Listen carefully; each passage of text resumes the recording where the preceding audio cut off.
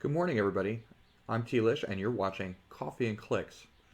Um, I just wanted to thank everybody that's viewing on YouTube, at home, or wherever you are viewing Coffee and Clicks and tuning in every so often. Don't forget to like and subscribe if you enjoy my content and enjoy today's episode of Coffee and Clicks. Hi, I'm Tlish, and you're watching Coffee and Clicks. Today we are joined by Tylor Spees, the 2018 um, Heroclix World Champion. Happy Thanksgiving. Good morning, Tyler. Thanks to you as well. Um, so um, just so you know, I want to just remind everybody at home, happy holidays. Be sure to like and subscribe if you enjoy my content, and click on the link tree found in the description of this video to support the Coffee and Clicks channel. It has links to all my media outlets, Facebook included. So go check that out. Let's dive right in with some questions here. So Tyler, I know uh, every time I have a guest on the show, I always ask them about a little bit about how they've got started playing HeroClix. I'm a big fan of HeroClix history. Me not being I haven't played very long myself, so I like to hear other people's stories. When did you start playing HeroClix? How long have you been playing, and why did you start playing competitively? Um, I started playing, I think it was 2004, so real early. I was 13. Um, so we, I was homeschooled and we went to the library a lot and I found the comic section one time. And so I started reading a bunch of comics and there was an ad in a comic for HeroClix and they looked awesome. So that's why I started playing. Asked for them for Christmas that year, got some, so lucky about that. Um, and then I played just very casually until I think I stopped playing around. I can't remember what icons. I think it was. And then I stopped for a while just because we moved and I lost my local game store and things like that. Um, Moved down to Cincinnati about maybe 5, 6 years ago, something like that. And I saw an advertisement for a HeroClix tournament in a game store that I went in one time, and I started to pick it up again. Um, Played casually for another couple years, um, and then started playing competitively. I can't even remember. It was right about the time. I can't even remember what set that. Maybe XXS came out. I played competitively for a while, and I was awful. I would miss Top Cut by like one or two every tournament. Um, but then online, the Heroclix came out, and I was able to practice, and then I got a lot better because practice is good. Um, and then I guess the rest is history from there. Started practicing in about 2018 at the beginning of it. Doing okay since. When you were growing up, did you have a lot of people to play with in your community, or? No, I so I had my brothers and sisters who I would have to beg to play with me. Um, I had two cousins who played, but we didn't see them that often. My mom, we there was a local comic shop that my that my mom would drop me off at. Um, I think that she thought that it was a like a kids game, because she would just like drop me off at my local comic shop, and then they played in the basement, and they were all adults. So I don't know how she was aware of the situation there, um, but yeah. So I would just go. I would be the only kid there, and I would just play with them.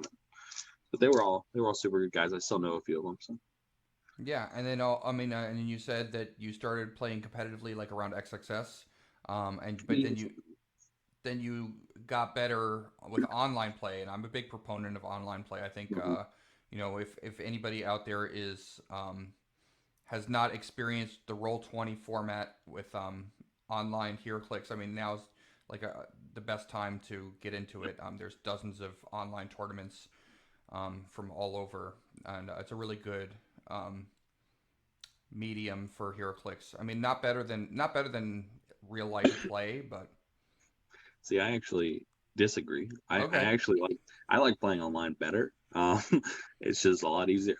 First of all, I'm colorblind, so the maps sometimes throw me off. I like the grid format a lot better. It's easier to see for me. But also, you just like at the very least for practice, it's way easier because you can pull out whatever you need immediately. You don't have to go digging around for stuff. It's just a lot quicker to me. I like it better anyway. I know a lot of people don't, but for me personally, I like it better. No, I mean there. Yeah, I do get it because it's easily accessible, easy to set up, easy to you don't have to go digging for Wait, pieces and yeah, don't even have to have these. yeah, you don't even have to have a piece now. Yeah. So and then you got famous for. I mean, I also asked a lot of my guests. I asked them what's the build that they were particularly proud of, and Mhm, you got famous for your Wales monster build, right? mhm. How did that team work, and like what were the figures on the team for people who don't know, and what inspired you to build it? Figures in the team were two. The keys were well. I think the keys were two Giganto Namors at 50 from the Avengers Infinity set. There was a mini shredder, who a lot would argue is the key to the team, from the some Ninja Turtle set. I can't remember which one he was from. Then there was just they kind of switched out, but the rest was a lot of retals, Carnages, Groots, and Surters, some combination of those. Um, actually started playing the team because in 2018 Nationals, Team Nats. So it was a sealed where you would play with people and pull 6 boosters.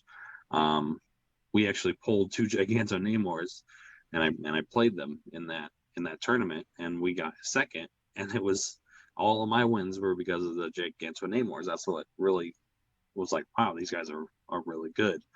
Um, and as soon as I got home, I sent a build to um, like Dan and PJ and a few other people with 4 Giganto Namors on it because that's what I'm like. This piece is actually really good.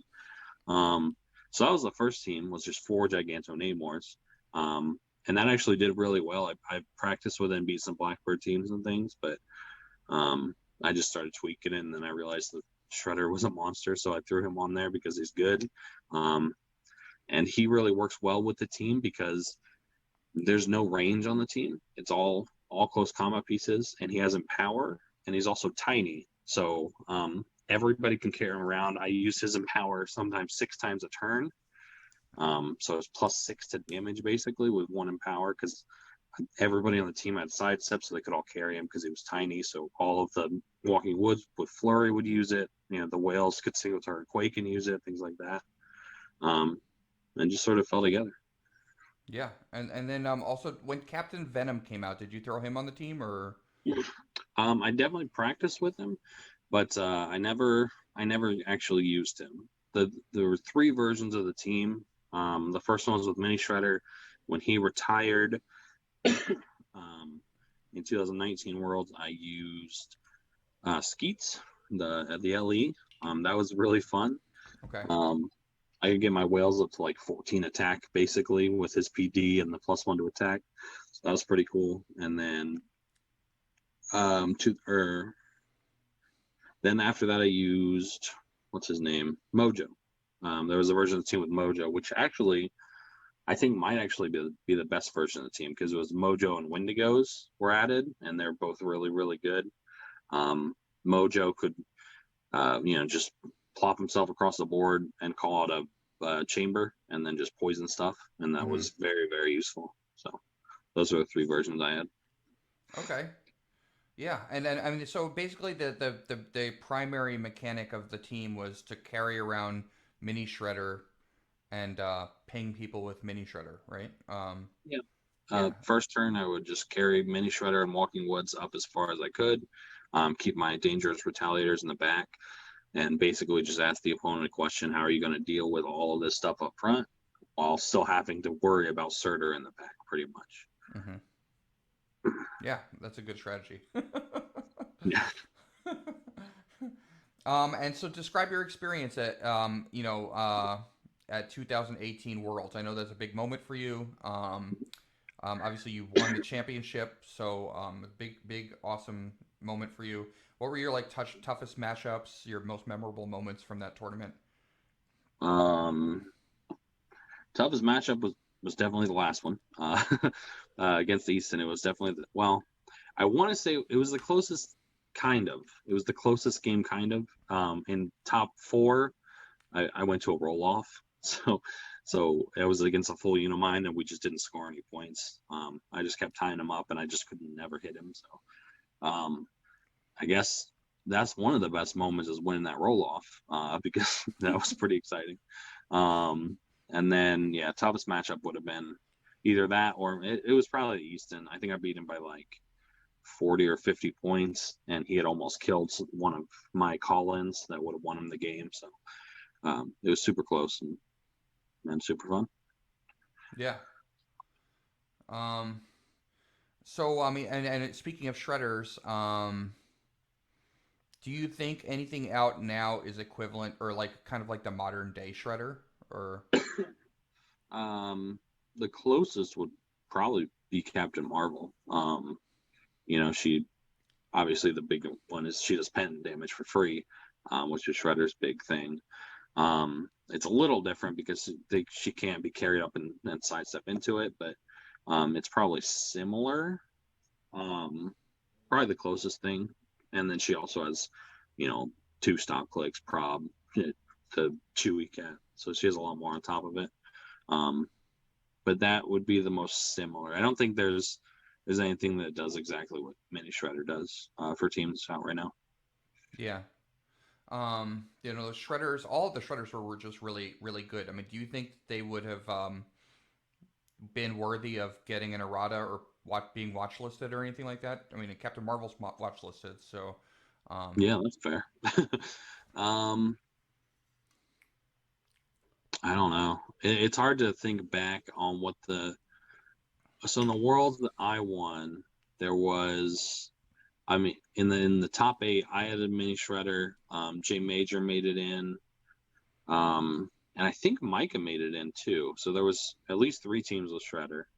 Um, it was probably worthy at least of being watch listed, looked at. I'm not sure if it needed an errata because I I'm pretty particular about this. I think Mini Shredder wasn't broken. He was just undercosted. Was his He was just really undercosted. But there were other pieces that could do free pen even after being carried like with him. It's just that he just did so much else for the points. Was probably his biggest issue. But yeah, at least watch listed. I'm not sure if he needed an around. um, yeah. So and you must be excited because now that you've won the 2018 World Championships and you were the winner of the World Championships. For people who don't know, gets to make a figure or gets to commission a figure, and so I'll share it with you on the screen. The What was your inspiration behind the design of Juggernaut? Juggernaut 61 from House of X. I'll share the screen so that people can see it. Um, I just really wanted to. I mean, I've always liked Juggernaut. He's been one of my favorite characters. I just really wanted to try and make him as maybe as comic accurate. I want to say as possible, but it's really just like how I feel Juggernaut should be. Um, when I sent in the design, I sent in my initial dial, and then I sent in three things that I wanted to convey with the figure. The first is that I think that Juggernaut is one of the toughest opponents to take down in all of comics. He's like Hulk, but then he also has a force field on top of it. So, he should be really tough to take down. Obviously, the second thing is that he never has to stop. He just keeps going and going. That's obviously pretty easy with colossal stamina. It's pretty easy to put that in there. And then the third thing was that whenever Juggernaut shows up, all the sort of plans that everybody has just sort of go out the window. All the tactics it's just a mad scramble as soon as he shows up. And that's what the damage power there is for. That gets rid of leadership and perplex. So Yeah, and stop clicks. Yeah. and stop click, sure. That's just sort of so actually that was the stop click thing. I didn't actually put that in. That was the one thing that WizKids put in. And I'm obviously glad that they did because it's cool. Nothing stops the Juggernaut, and he gets rid of stop clicks is pretty cool. But it's actually caused a little bit of confusion because that people are confused why he turns off leadership and perplex, which makes sense. That damage power that I initially sent in was called trampling your well-laid plans, and I feel like if it was called that, then it would make more sense to people why he turned off perplex and leadership. But that kind of got lost a little bit when they changed his name. But I'm kind of happy about it because that's a very powerful effect. Yeah, yeah. I mean, were you thinking about the meta when you designed it or anything, or you're just thinking about what would be comic accurate? I was thinking about it a little bit. Comic accuracy is probably my number one goal. Um, but turning off leadership, I initially had the leadership turn off to be um, global, but it would work against your own team as well. So like it just read nobody could use leadership friendly or opposing. Um, and I put that on there kind of specifically because a problem with one man armies a lot of times is them getting out of action, so it could help with them there as well. But again, I also thought it kind of made sense because he ruins plans and he also doesn't work well with other people, so it sort of works both ways. Um, and then yeah, I guess the other thing, so like the only other thing would be like the steal energy is obviously not comic accurate because he doesn't steal energy from people. I just put that in because he does have a healing factor, and I wanted to represent that, but I didn't want him to have to stop to use it because he doesn't do that. So that was just the easiest way to convey it with the powers, and I think it works okay. Yeah, no, I love that he. I mean, I'm a little spoiled when I first read Juggernaut. I was like, it says charge when Juggernaut uses it. You may choose to not half his speed. Mm-hmm. Um, but then I was hoping that it would not have to be in a direct path. But I'm spoiled because that would be too broken probably. So as a fun fact, initially it actually wasn't. When I sent in the power, it was actually like it was different. Um, excuse me. So it was a trait. He started with sidestep, so you could sidestep him right away. But he had a trait that said if Juggernaut moved during your last turn, he can use charge. And then it says if he used charge during your last turn, um, he could use charge but didn't have a speed value. Was what I originally sent in, which kind of like signified that he's building up speed, he's building up momentum. Um, so that was the initial power I sent in, but they didn't. I guess that was too strong, like you'd say. So I'm happy with how it turned out, but that was my initial speed power I sent in. Yeah, I mean, moves through characters is great. I mean, he can basically move through anything here, so it's going to be Except hard. elevated. Yeah, except for elevated. Um, I mean, he's got colossal stamina, which is great, and it's very comic. Feels comic accurate for him. Uh, he's got a stop click. I mean, would you play him? I love his keywords too. Which is, I mean, your typical keywords for Juggernaut. I feel like I mean, Brotherhood of Mutants, Mystical, and Brute. And but also he's got X-Men, he's got Excalibur, he's got Thunderbolts. Um, would you play him at 175 or 100? I mean, what's your favorite point value for him? I always want to play things at their highest point value. That's just the kind of player I am. I like big dudes that can just punch people. So I'm gonna play him at 175. And I think it's worth the extra 75 points.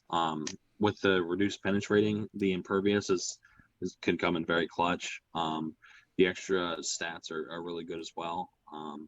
But I've heard a lot of other players are looking at the 100 line, so I might be a little biased. Maybe I'm blinded a little bit, but I'm going to be playing him, or at least trying him at 175. Yeah, I mean, I like I mean, people are gonna want to play him at 100 points. I feel like for like shenanigans and stuff like that. But for 175, he's just like a big beast. So, yeah, which I um, like. yeah, and I love that he turns off stop clicks. It's fun. Yeah, I can't wait to like knock Immortal Hulk just right through, just completely turn him. I can't wait to do that. Um, and also, you mentioned there was a comment because they were talking about the new map on Facebook, Data Mine, Hmm. the ROC map. And I saw your comment. You said, "Well, Juggernaut doesn't care about this map." So, Yeah. but I mean, here's the map. The Data Mine. This is an ROC purchasable map. Um, Hmm. and what are your feelings on it? Because some people were saying that it's too broken or too restrictive of like a too oppressive of a map. I mean, Hmm. I'm excited to get this map personally myself because I just like collecting maps and I don't I just enjoy the whole neoprene map um, business and Yeah. I'm a fan. But what are your thoughts? Um, it's maps are really hard. They're I like they're probably one of the hardest things to design in the game. Everybody has an opinion on them. I don't know if it'll be too oppressive or not. Um, it it's hard to it's hard to say. Um, because like I'm just trying to think like we've had things like Rock Underground in the past and King's Tomb. People have said that the main problem with King's Tomb was the doors. This doesn't have doors, so maybe that. But then obviously the elevated is the extra added hurdle here. Um, I think it's definitely too early for me to tell if it's like too oppressive or broken. We obviously we haven't even seen it people play on it. Right, it hasn't been Obviously, even. It releases in early December. I think that's what. I mean, Rock released this mhm, statement on Facebook. Yeah, releasing on December 1st. Data yeah, mine is sure to rock the competitive scene with its 5 levels of elevation and abundance which of is true. blocking terrain. Yeah. Yeah. I'm sure people are already practicing on this map. Um, it's obviously barrier friendly, but we've had barrier friendly maps in the past. I think we'll just have to wait and see. Obviously, Rock is going to be. They said it's going to be tournament legal. They said that barring a ban, which is very unlikely, it's going to see at least play for Worlds because they said that I think they said it's not going to make the curated map list for the first year, is what Howard said. Okay. Um, so I mean, we're going to be seeing it. So it's here whether you like it or not. You just got to get used to it. Yeah, I think it's. I think I mean, there are other broken maps that people use, and Right. people And there's figure always figure going out to ways to. be, and I think that there should be not oppressive maps, but there should be maps that are sort of maybe like Strategic. yeah, very strategic, and they do give an advantage to a certain strategy, and I think that's fine, and that's always been in HeroClix. It's just whether this goes too far or not, and that's obviously a very nuanced conversation that I think we'll have to wait and see. I think. Well, you know what I've talked with people in the past about, and I was wondering if this would be a good idea because yeah, I mean maybe it would be easier because it is a tough thing to make maps, and people rely heavily on winning map and having high theme bonuses. But what if you put a cap on the theme bonuses? What if you like capped it to +5 on the theme bonus? I don't know if that's a good idea or I actually I had that exact idea and talked about it on Clicks Off. Was okay. exactly that, capping theme bonuses at +5. Because right now, and a lot of people have talked about this, and I agree, is that first player gets too many advantages. It's too important to get first turn, I guess. But that's that's me talking. And I believe that because I always build theme teams that are like +9 because I want to go first for the tempo. The tempo is the most important thing to me, even aside from the map bonus. But they're both very good. But then there are other players like Scott Cramping comes to mind that never builds theme team, and he just builds a team that can deal with the going second. So maybe that's just my personal bias that says it's too important because Scott obviously has success with a different strategy than me. So I've had that idea before. I'm just not sure. I'm not, I don't claim to be a game designer. Yeah. Yeah, I mean that might be a good idea, or at least tweaking the rules of like going first and going second. Like I don't know, maybe the winner of the map goes second. I don't know. That would be. I Yeah, don't know. the Adam Friedman had an idea where the winner of the map either gets to go first or gets to choose map, and Yeah, then the second player would be deferred the other one. that's smart too. I like that. Yeah. Yeah, I mean, it would that might. totally change. That would totally change things. So like. Yeah, I personally think that probably sways it too far to where sometimes you don't even really get an advantage for winning. I mean, you get a pick, but sometimes that's such a close call which one is better for you that it's not even really an advantage anymore. And I do think you should get an advantage for restricting yourself for a theme team. Yeah.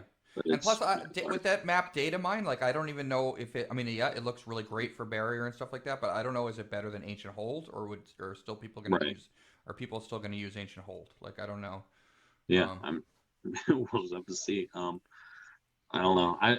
My the worst part of my Heroclix game is maps. I I don't go deep into it. I know Dan practices on every map all the time, and he gets all the lines. So does PJ. He'll get out a map and look at it. Um, I don't really do that. I just sort of find one that sort of works for me and then just use it. So that's definitely the weakest part of my Heroclix game. yeah. I mean, I can see people. That with the tournaments where you don't have to own the pieces, I can see people playing like nine brainiacs on that map. Sure. Yeah. Yeah. I didn't even think about that. There's a lot of elements there. I think the whole map is elevated, so But even that, King's Tomb's pretty much the same way, right? Except for that's that, true. there's like one strip on the outside. Yeah. So we've seen stuff like it before, so we'll have to see. Oh, I forgot to ask. So about Juggernaut, if just to relate this to coffee, since this is coffee and clicks, if you were to say that Juggernaut was a cup of coffee, what kind of coffee would it be? Um, and he would be an Americano. Okay, It's very simple, straightforward. He just hits you in the face. Just like there's no frills or anything. nice. Okay, all right. I like that. So what about House of X? Are you excited for House of X? There's been a lot of. I mean, I know you've got that Juggernaut in the set, but there's also a lot of other really cool pieces that have been previewed. Almost the whole set has been previewed now. Almost. What pieces are you excited for? One thing I also kind of wanted to ask you was, what's your favorite version of Apocalypse? Because Out of there, this set. yeah, because there are three. So what do you Yeah. think? What do you like from House of X so far? Can I say Juggernaut? Yeah. I'm gonna say so thing I'm most excited about from this set actually is seeing other people pull Juggernaut and being excited about him. That's super fun for me that other people are excited about the piece. So that's the thing I'm looking most forward to. Um, but there's a lot of good figures in this set. Mother looks very interesting. She's that 35-point title character, which is really, that's the first time we've seen sort of a supporty title character like that. Um, and then also she can do good things when she dies as well as bad things, which is the first time we've seen that on a title character. Um, but just for 35 points, you see there, she can use, sidestep, telekinesis, and then perplex, and she can use perplex twice with her title character power. Um, so, that's just good enough for 35 points right there. I've been building teams with her already. She pairs well with Juggernaut. So the idea with her, she's 35 points. She has TK, which is great. Sidestep and TK, which is great. Oh, she's got. Oh no, I thought that was barrier for a second. That's willpower and then perplex. But you can push her. Well, not push her, but you can use the her title ability, which would give her a damage if she doesn't attack. But Right. that's actually good because you want Mhm. her to die. So, Right.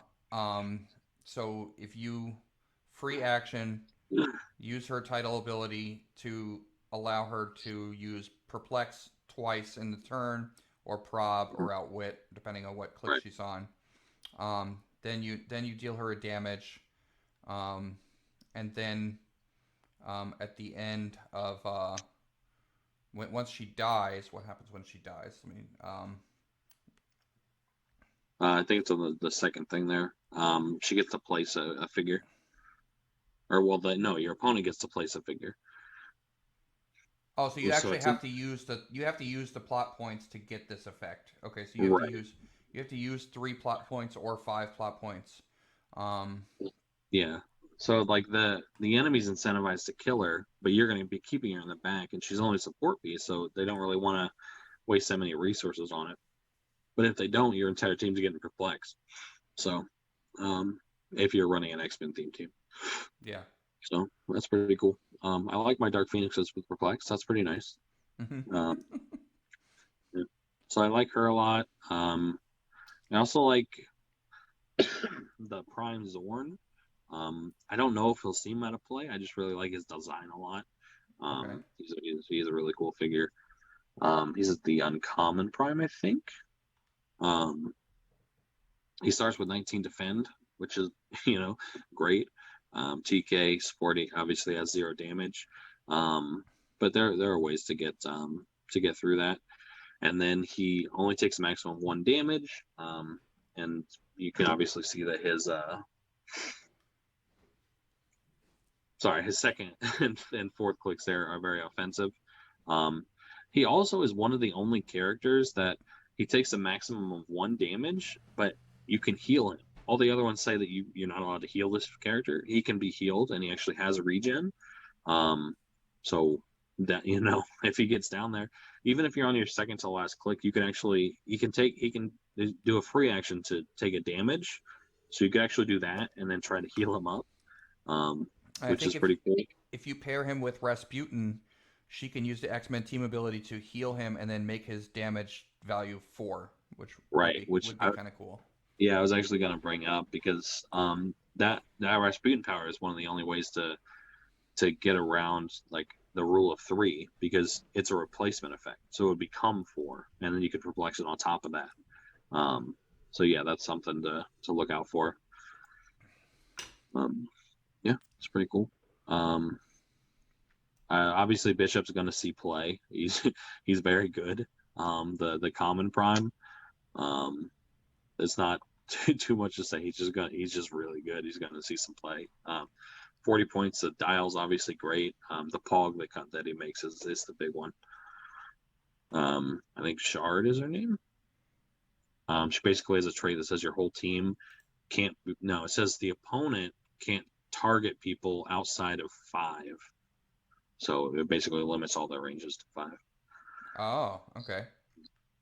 Yep. And that's, it's a prime slot, so it is pretty contested right now because there's a lot of good primes. But he's only 40 points. He fits on a lot of teams. He's actually just a good dial by himself.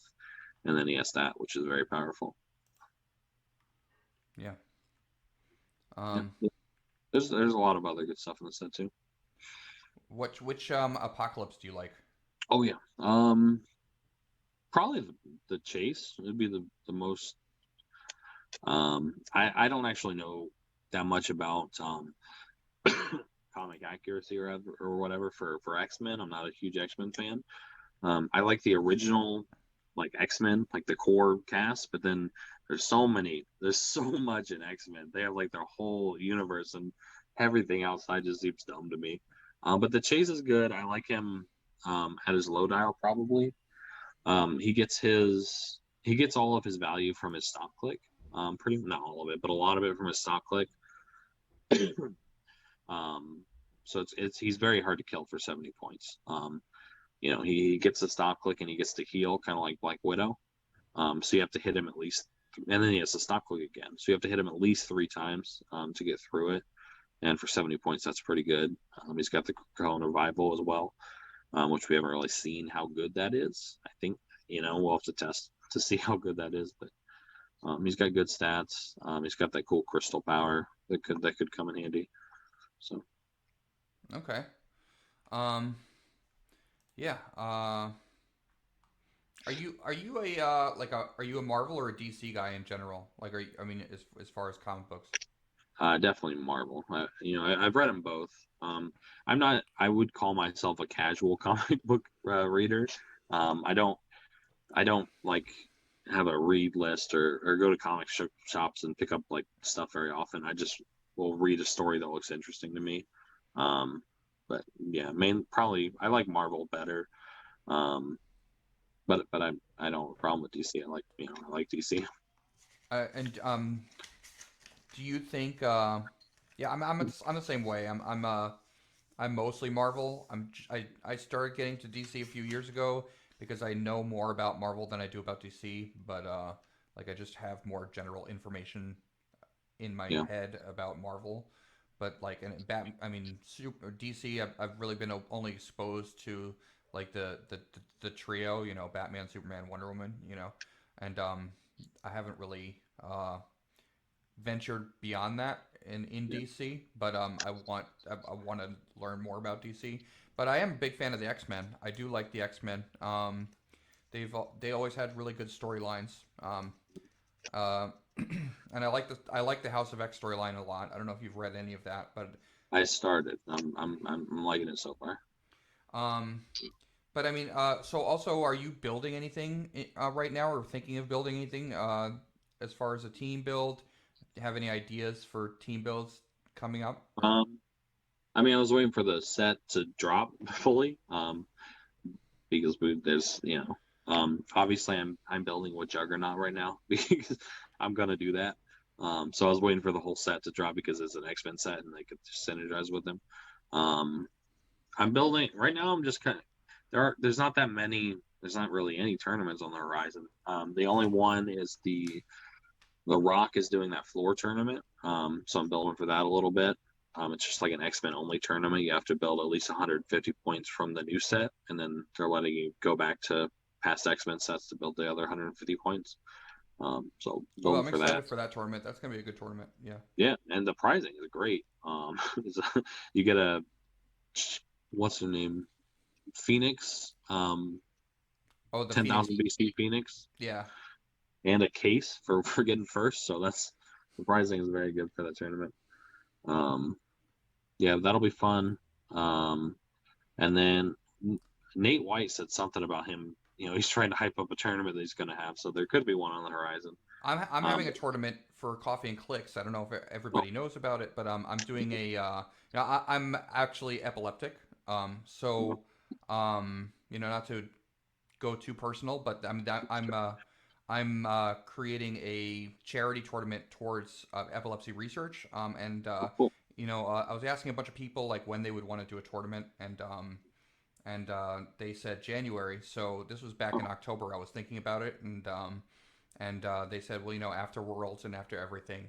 So I'm trying to create. It's going to be called the Coffee and Clicks Classic. It's a epilepsy research charity tournament. It's going to be in January. Trying to organize it. Getting help from Cool. people with that. Haven't decided on the format yet, but I put a poll out there on Facebook, and it was between um, the two top ones other than 300 modern, which I think a lot of people, that's a tried and true format. 300 modern, everybody likes that. But I wanted to do something a little different. So the top two that people were interested in were CUR, Hmm. um, CUR Pauper.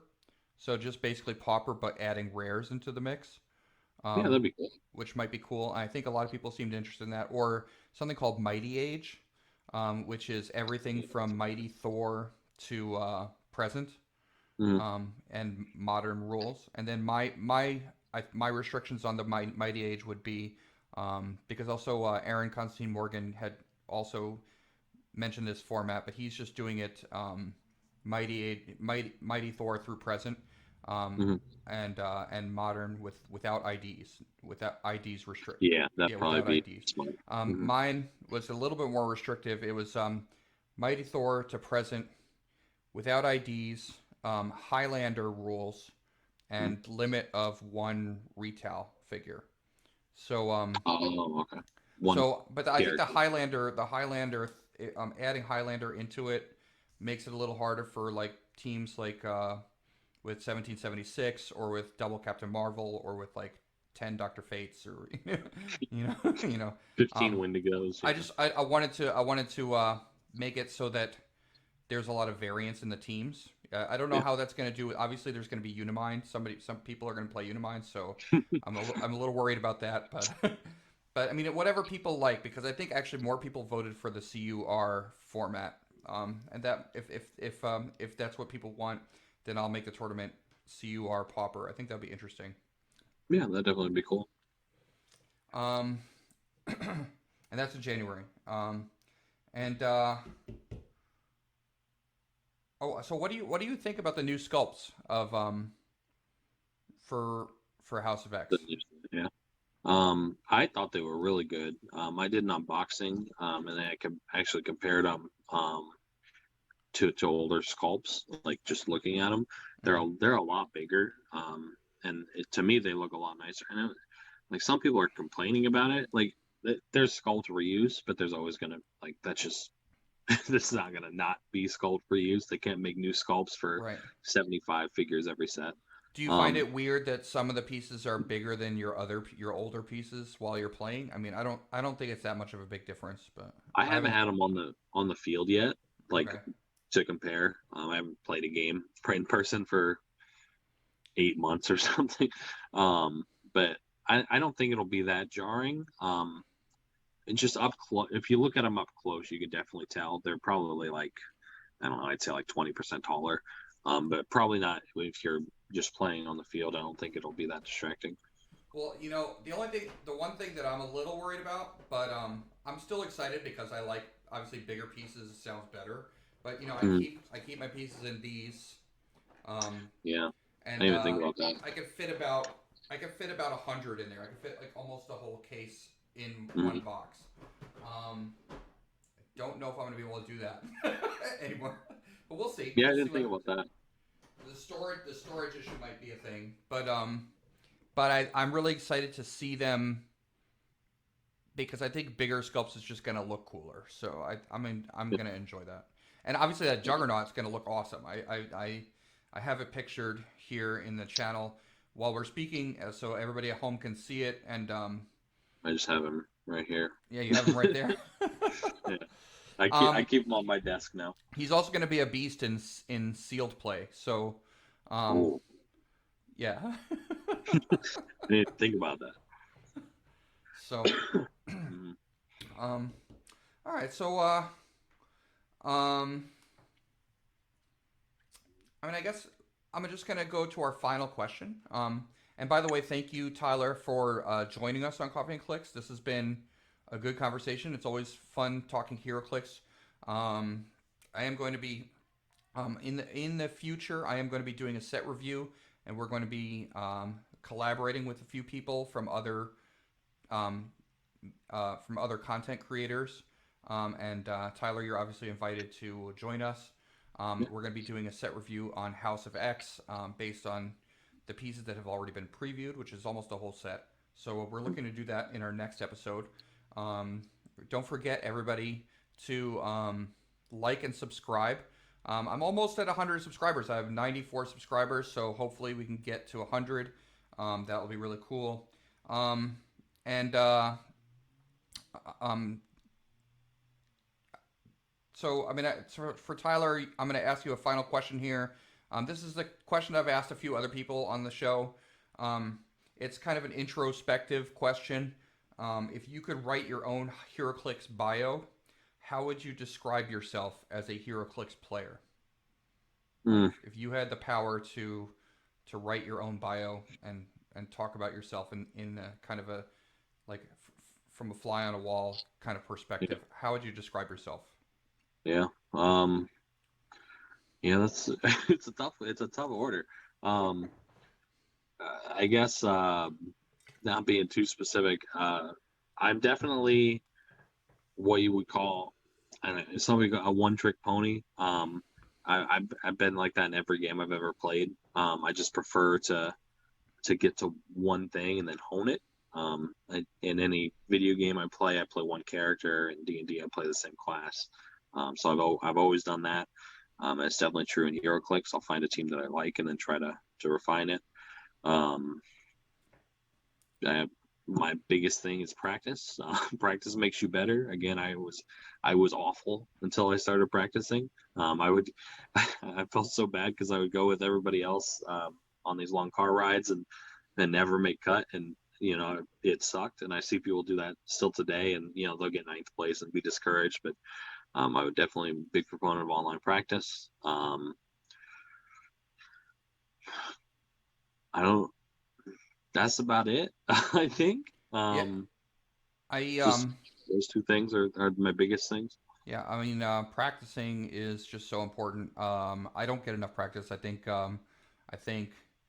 you could definitely see in the better like HeroClix players that you definitely see like a trajectory of like practice here and then success here because the people that practice more with their teams usually succeed. Do you practice with one team over and over again? Yeah, I do. I think that's my I problem is that I always, whenever I'm playing, I always want to play something different. see, and it's just a difference of I don't know philosophy or what you enjoy. But like I said, in everything I've ever done, I'm a one trick pony. I can play the same thing over and over again. I don't have a problem with it. So I think that maybe helps with me a little bit. But yeah, before Worlds, I I was on the Rock Discord just all the time, looking for game. I worked until 2 a.m. so I would get home and luckily still find some games. But everybody knew what I was playing when they when they accepted it. So I was the same thing. Um, I'm yeah, also curious, what was your D&D class that you always use? Barbarian. I'm Oh, a very barbarian. simple person. That's cool. I go. Yeah. Mine was always so. I used to DM for my brother when we were growing up. He was always a druid, and I was always the DM. But he was always Mhm. druid. If I played, I like to be ranger. But Mhm. um, Ranger's cool. I've been there actually before. Because I whenever so I've played Skyrim a lot. I've yeah. done a lot of playthroughs, and I do the same thing every time. It's just a stealth ranger or stealth archer. So I did that in D&D once, and that was pretty fun. Um, and um, yeah. Yeah, I mean, practice.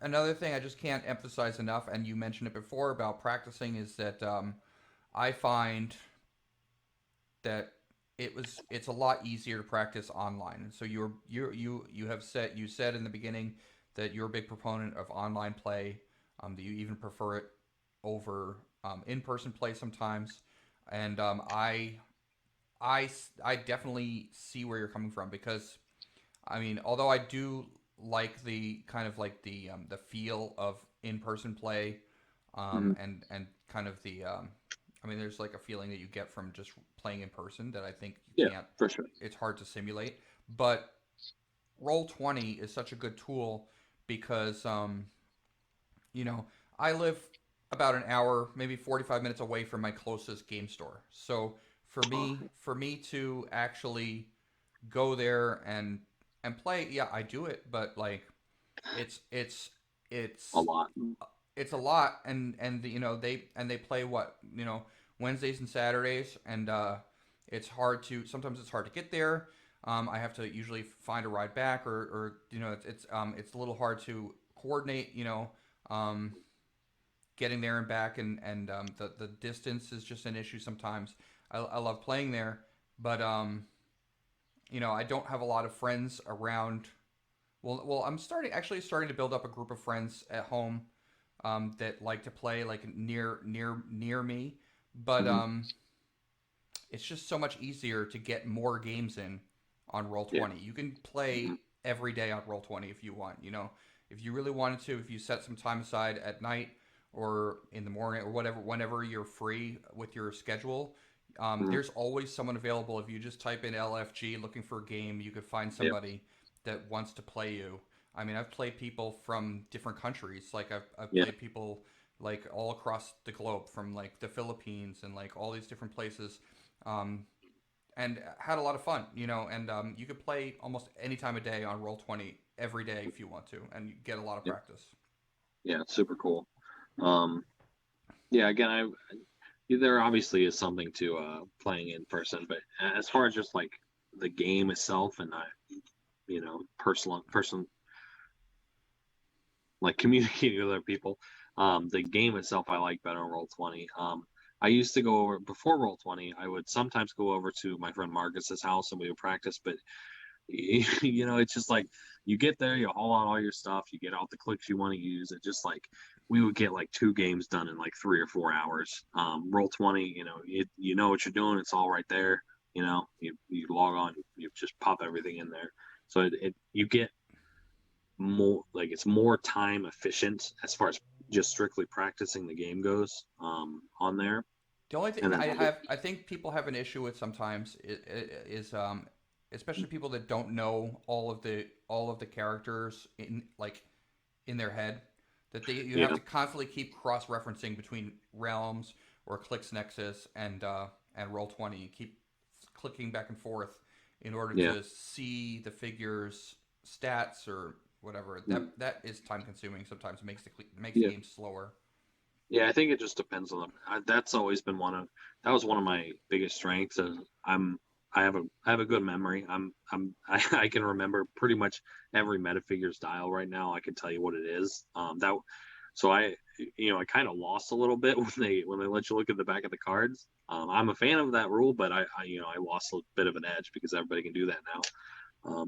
And it also helps me on Roll20. I have multiple screens, so that's a little easier than just a lot of. I know a lot of people just play on their laptop, and that could be a little time consuming. I could see that. Okay. Yeah. No. So Tyler, just once again, congratulations on being the 2018 World Champion and designing that Juggernaut figure. Happy Thanksgiving to you and to everybody at home. Um, I hope everybody is getting to play Heroclix either in person safely or on Roll20, and thank you for joining me on Coffee and Clicks. And don't forget, wake up and smell the clicks. Thanks, Yeah, Tyler. yeah. Thanks for having me.